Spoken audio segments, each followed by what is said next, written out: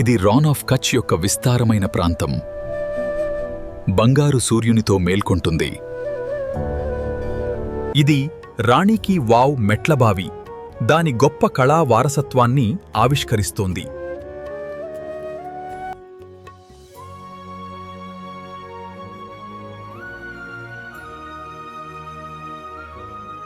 రాణి key వావ్లో ఉన్న అత్యంత కళాత్మకమైన శిలశిల్పాలు హిందూ దేవతలను మరియు అప్సరసులను చిత్రిస్తున్నాయి. రాణి వావ్ పురాతన నిర్మాణానికి నిదర్శనం. ఇప్పుడు శక్తివంతమైన నీటిని స్వీకరిస్తుంది. దాని శాశ్వతమైన అందాన్ని స్వర్ణకాంతిలో ప్రతిబింబిస్తుంది. కాలం గడిచినా ఈ ఆసక్తికరమైన విశ్లేషణకు స్వాగతం.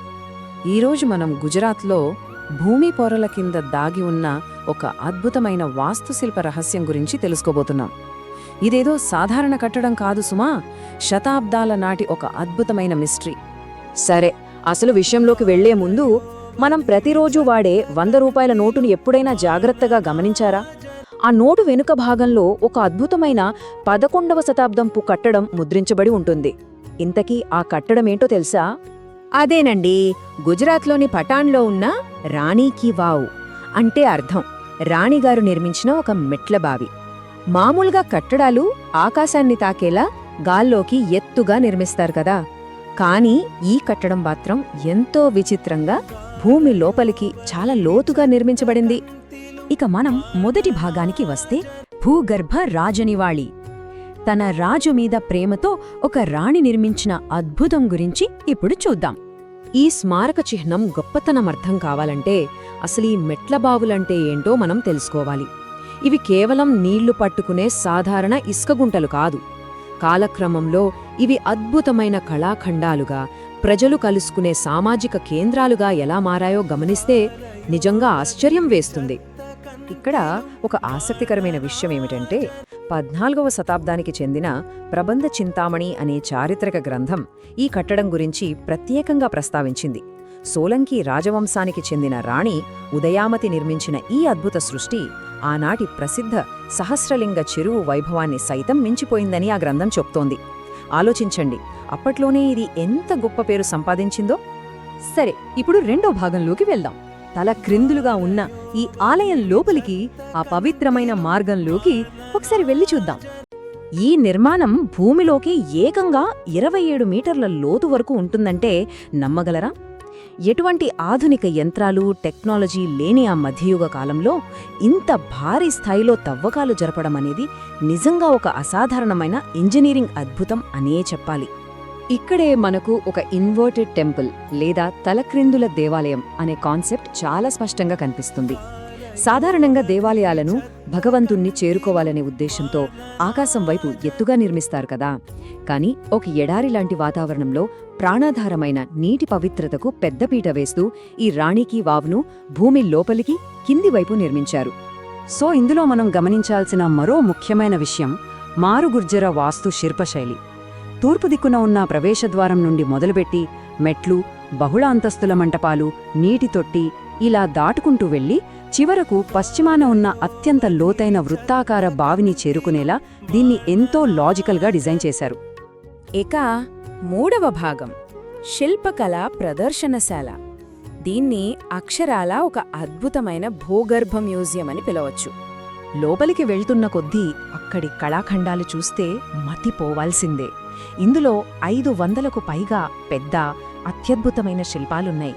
వాటితో పాటు గోడల నిండా వేలాది చిన్న చిన్న శిల్పాలు కూడా చెక్కబడి మనల్ని ఒక భిన్నమైన లోకంలోకి తీసుకెళ్తాయి.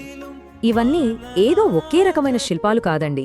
శ్రీ మహావిష్ణువు దశావతారాలు, మహిషాసురమర్ధినిగా దుర్గాదేవి, అందమైన అప్సరసలు మాత్రమే కాకుండా అప్పటి సామాన్య ప్రజల దైనందిన జీవితం, అలాగే పటోలా వస్త్రాలపై ఉండే స్థానిక డిజైన్లను కూడా ఈ గోడల మీద అద్భుతంగా చెక్కారు. నాటి సాంస్కృతిక వైభవానికి ఇవి సజీవ సాక్ష్యాలు.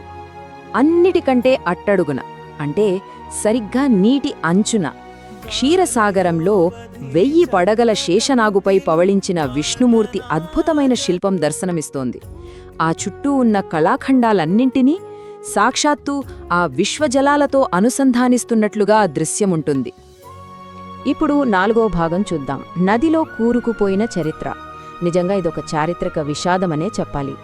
క్రీస్తు శకం 1063లో నిర్మించిన ఈ అద్భుతం ఏ నీటినైతే పవిత్రంగా ఆరాధించిందో సరిగ్గా అదే నీటి వల్ల 13వ శతాబ్దంలో సరస్వతీ నది వరదల్లో పూర్తిగా మునిగిపోయింది.